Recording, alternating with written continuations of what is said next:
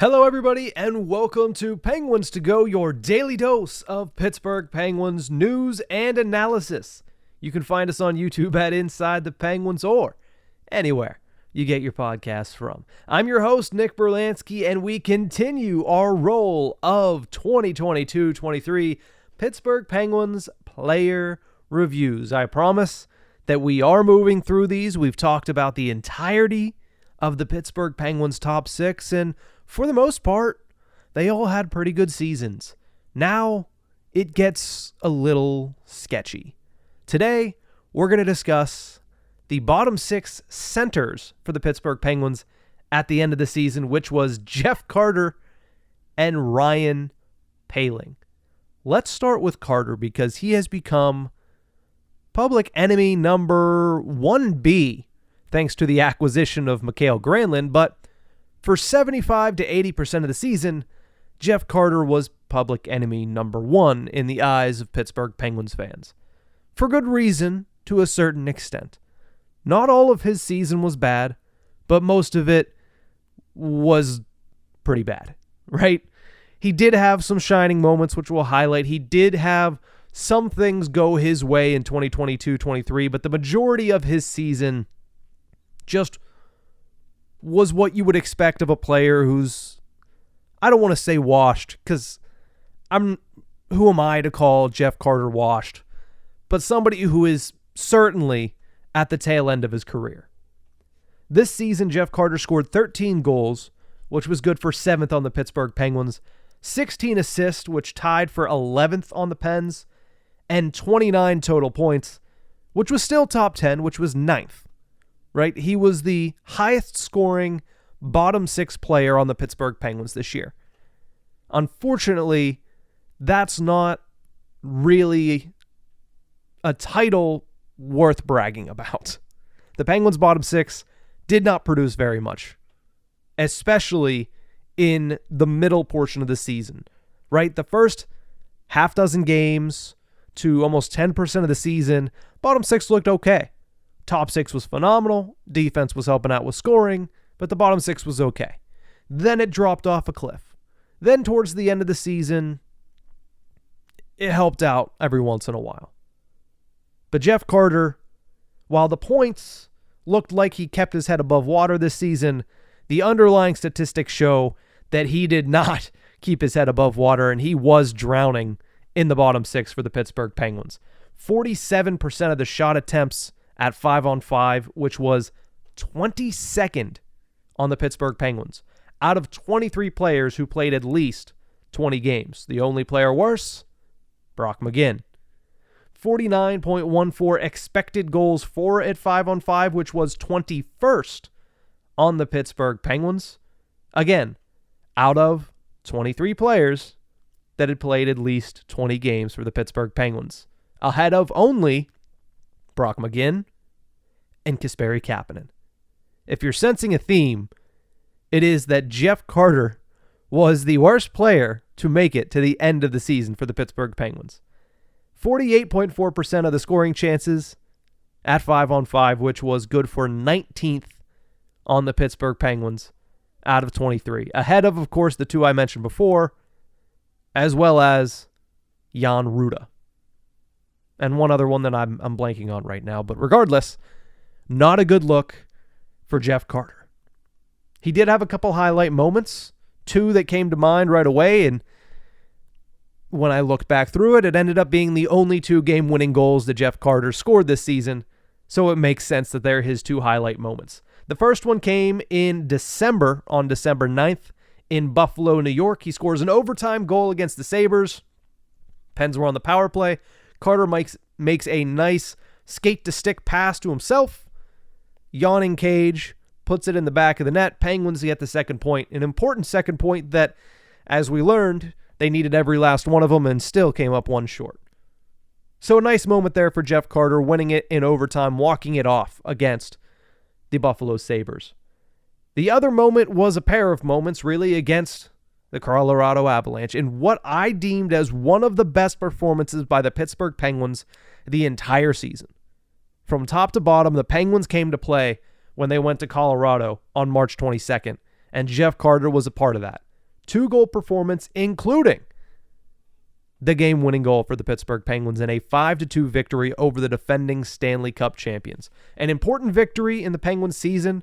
It was all for naught as they did fall short of the playoffs, but nonetheless a really good performance that night from Jeff Carter. My overall thoughts were that when you looked at Jeff Carter's season, I was surprised early on.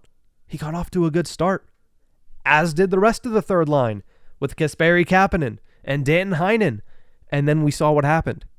Kapanen got to the point where he was waived and subsequently claimed by the St. Louis Blues for nothing. The Penguins just let him go. And Danton Heinen, I called him the cockroach. He stuck around, but did he really offer up much? No. Jeff Carter scored 6 points in the first 7 games of the season, and you started to think, okay, this bottom 6 might have something to it, a little bit of punch. 2 goals and 4 assists. And then it just fell off a cliff, right?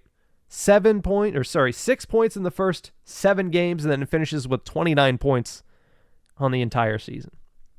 He did have 2 things going for him this season, though. He stayed healthy, which I know some people are going to roll their eyes, but if you've watched Penguins hockey over the past past decade plus, Penguins don't always get their guys to stay healthy throughout the season, especially a 38-year-old center who's taken his fair share of bumps and bruises throughout his entire career. Played in 79 games this season, which is the most he's played since 2017-18. He was available, and sometimes the best ability is availability, and that was one of his best abilities for the Pittsburgh Penguins this year, as he stayed healthy and he stayed an option for Mike Sullivan. He was reliable in that sense. He was also reliable in the faceoff dot. Team leader in faceoff percentage at 59.3%, which actually was also one of the top marks across the entire National Hockey League. So Jeff Carter, even though Sully beat this to death in every single postseason comment, Sully wasn't wrong when he said, hey, Jeff Carter is really good at faceoffs. He was. The unfortunate thing was, he was a liability in just about every other area of the game. Often out of position in the defensive zone. Why? Because he couldn't get into position. Noticeably slower than he had been in the past. He's 38 years old. What are you going to do? Right? Other than deploy him in better situations, because the deployment was the most mind-numbing part of this entire process. Putting him out there in the last 3 minutes of a game that's just 1 goal down or a tie game. The guy was a liability out there. Didn't really have any offensive punch the remainder of the season after that hot start, and it was over for Jeff Carter being a real contributor to this team. He's going to come back next season, has that full no-move clause, basically is buyout proof, trade proof, retirement proof. So you're going to see him next season unless he waives his no-trade clause and the Penguins are able to offload him. I don't foresee that happening. I would put the chances, and this might be old takes exposed in a month or so, I put the chances of Jeff Carter being traded or not on the Penguins roster next season at probably 5%. 95% chance you see him back. If he does come back, you hope that he can take the things he was good at, staying healthy and winning faceoffs, and add 2 or 3 more things to that list, because if not, it's going to be another 79 to 82 games of really nothing from Jeff Carter's roster spot. Let's talk really quickly about Ryan Poehling as well. A pleasant surprise, and we'll get to that. But you look at his season totals, and it doesn't paint a pretty picture for Ryan Poehling's first year with the Pittsburgh Penguins. 7 goals, which was good for 10th, so a top 10 finishing goals. Not great, but not bad. 7 assists, which was 14th, and 14 points, which was also 14th. The underlying numbers tell a very scary story for Ryan Poehling this year. 49.6% of the shot attempts, which was good for 18th on the Pittsburgh Penguins. 53% of the expected goals, which was 16th on the Pens. And a 48.75 scoring chances for percentage at 5-on-5, which was also 18th on the Pittsburgh Penguins. Slightly better numbers than Jeff Carter over the season, but did get more favorable matchups, I should say, than Carter did for the vast majority of the season. Until the final stretch where Mike Sullivan had enough of Jeff Carter and flip-flopped those two guys in the lineup. Ryan Poehling became the third-line center for the Pittsburgh Penguins, and Jeff Carter became the fourth. The highlight moment to me for Ryan Poehling was his goal against the Washington Capitals, because that showed me what he could be in the league. It showed me the height of his potential. In a massive game, a gotta-have-it game for the Pittsburgh Penguins. What I'm going to say, probably not correct, but in my eyes, the final nail in the coffin that sent the Washington Capitals home and really took them out of the playoff race. That game was so big, and it was 0-0 for the first 30 minutes until Ryan Poehling makes all the difference to put the Pens up 1-0 and really just blow up PPG Paints Arena. It exploded when he scored that goal because it was, from start to finish, all Ryan Poehling, or pretty much all Ryan Poehling. Forces the turnover high in the defensive zone because he put pressure on the Washington Capitals defenseman after a faceoff. Beats Rasmus Sandin on a foot race. We heard so many times he registered the fastest speed in the NHL, faster than Connor McDavid. A lot of the season, I didn't see that, right? Most of the season, I was like, I don't see how, but all right. On that play, he certainly showed it. And he showed it other times as well, but certainly on that play. Beats Rasmus Sandin in a foot race, deposits the puck with beautiful touch to the top shelf. Pens go up 1-0 in the second period, and they would end up winning that game by a score of 4-3 after, of course, a little bit of a sweat, giving up the 3-0 lead, and then Evgeny Malkin scoring late in the third period. Highlight moment there for Ryan Poehling. That's what showed me what he could be in this league.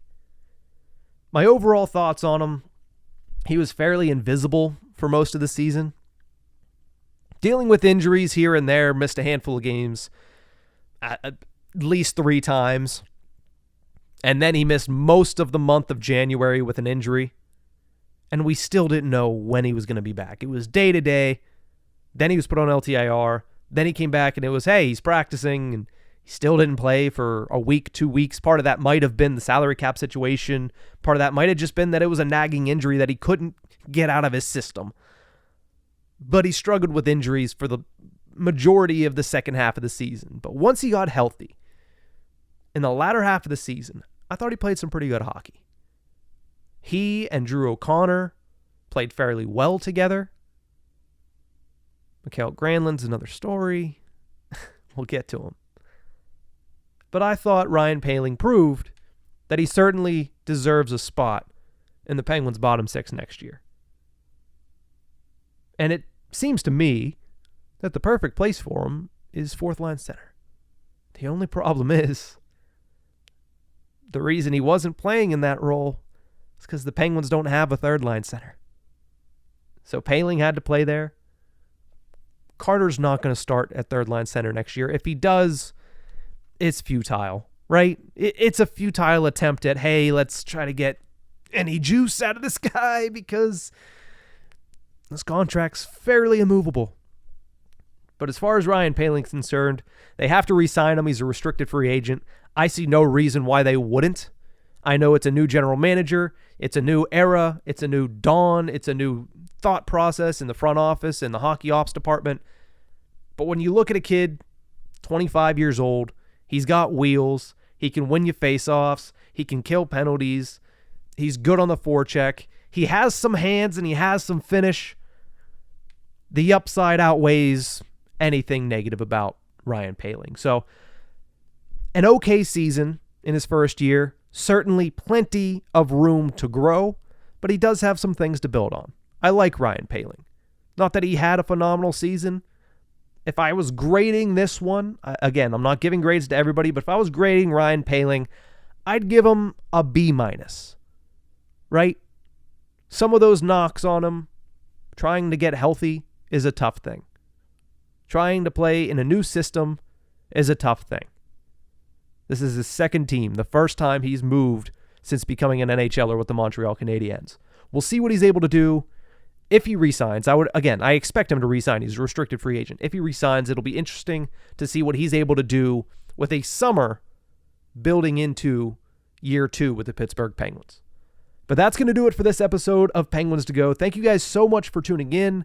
Remember, you can find us on YouTube at Inside the Penguins or anywhere you get your podcast. Make sure you like, subscribe, follow, whatever the button is to get more of our content.